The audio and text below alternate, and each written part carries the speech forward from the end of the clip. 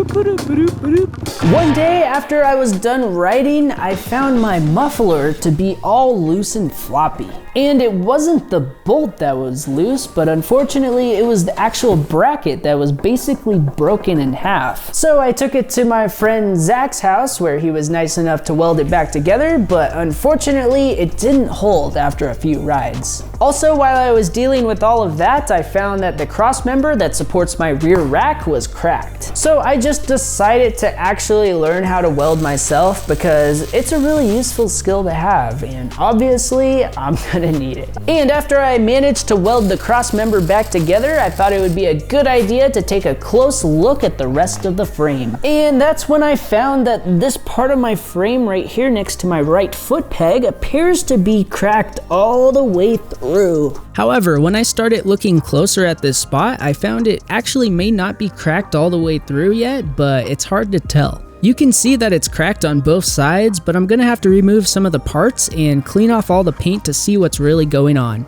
This does seem to be kind of a weak section with that hole on the side. I'm assuming it's a drain or a vent for the frame, and it's quite possible where the crack originated from. So I guess the moral of this story is that if you like to ride hard off-road like I tend to do sometimes, then it's probably a good idea to check the frame as a regular maintenance kind of thing. I'm willing to bet that I've probably been riding with frame cracks for quite some time, and it's likely I wouldn't have found them unless I was looking closely or something failed completely, like my muffler bracket right here.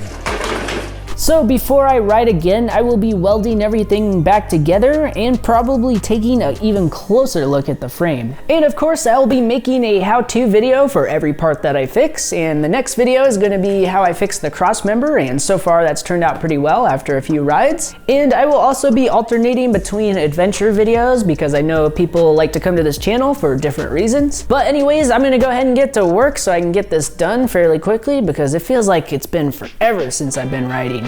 But thanks for watching, guys, and be sure to check your frame every once in a while if you do a lot of off-road riding, and I will see you guys next time. Peace.